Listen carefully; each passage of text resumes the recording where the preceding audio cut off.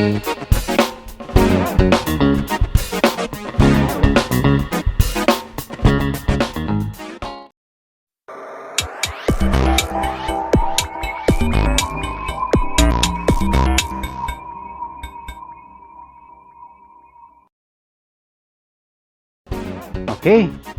ang video natin ngayon ay kung paano mag-crimp ng RJ45 straight para sa internet at sa network. Okay, so ito yung mga gagamitin nating mga tools. So ihanda na ninyo. Okay, nakikita naman. Okay, so syempre cutter, crimping tool, isang maliit na cutting tool, tsaka dalawang pares ng RJ45 plug, at syempre isang maliit na mixing wire ng RJ45 cable para sa tutorial natin. Okay,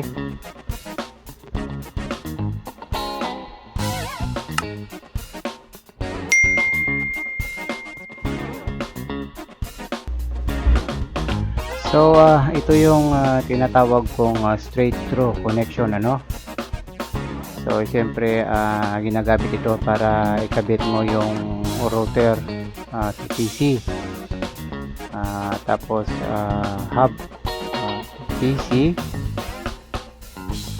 PC or laptop, tapos pwede rin switch to PC.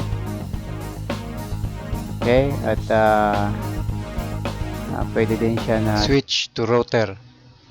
Okay, so alam niyo madalas ninyong makita ito sa mga internet cafe, sa mga kasi ito yung common na ginagamit talaga para makakonect sa internet at saka sa network.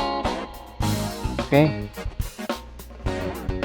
ito naman yung tinatawag na T-586B standard color code, para sa 8-pin RJ45 straight through connection. Okay, so bali binago natin ang color code sa mas madaling paraan ng pag-crimp na hindi nakakalito.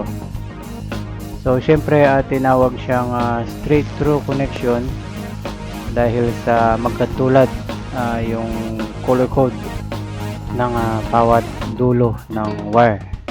Okay, so bago mo simulan ang pag-crimp ay mabuti na maghanda ka ng guide, para madali ang trabaho.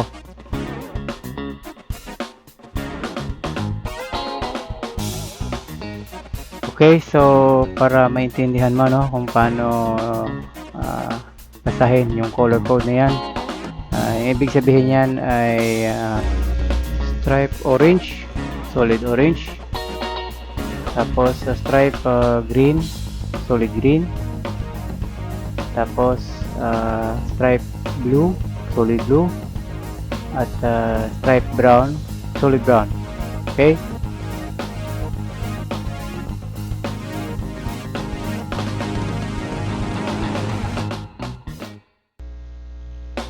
bago mo simulan ang trabaho, kailangan meron kang nakahanda na guide, yung color code, para wag ka malito kapag nag-crimp ka na ng RJ45. So hindi lahat ng crimping tool ay merong sariling stripping sa wire. So mas mabuti na gumamit na lang kayo ng cutter para strip yung wire, so ganoon lang, tapos balatan nyo lang. Kung meron kayong nakikita dyan na yung parang tali, so kasi pwede ninyong hilahin yan para mabalatan ninyo yung wire, pero syempre hindi na natin kailangan yan, so puputulin na lang natin. Okay, so So ikuha natin yung mga wire, ano, kasi pares-pares naman yan dyan eh. Ano, orange, green, blue, at saka yung brown. Okay, so base sa color code na meron tayo, ay madali na lang natin siyang gawin. Okay,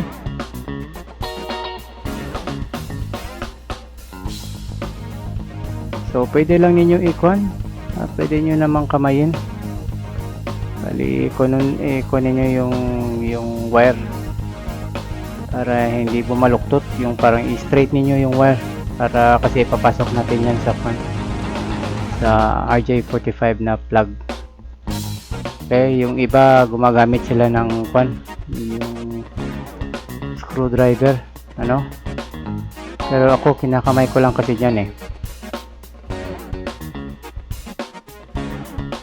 Okay, so next ay puputulin na natin yung yung dulo ng wire. So dapat crimping tool pa rin ang gagamitin nyo. Okay, wag yung ha, wag yung gunting, o di kaya ay mga cutting tool. Ang gawin mo, ano, ay ipitin mo lang ng daliri mo para tama ang pagkakasunod-sunod ng color ng wire, ano, at siguraduhin mo na tama ang color code para bago mo i-crimp, para syempre wag ka magkamali, ano, at umulit na naman. Okay,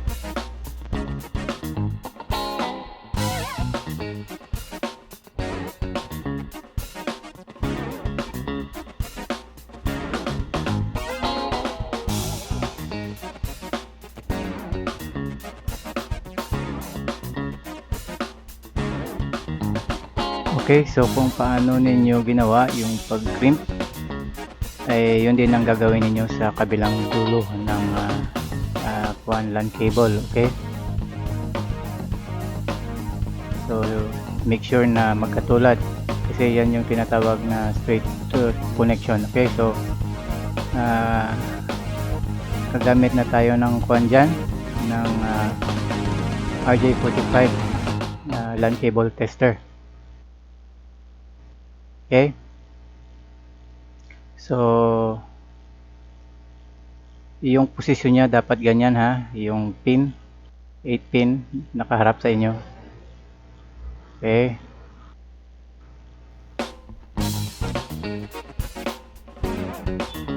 so kailangan iilaw lahat ha, hanggang 1 hanggang 8 pin. Kapag umilaw lahat, ibig sabihin okay yung connection. Okay, so maraming salamat, sana ay nakatulong itong ginawa kong video, no, para sa inyo. Hanggang sa susunod naman na gagawin kong video. Okay,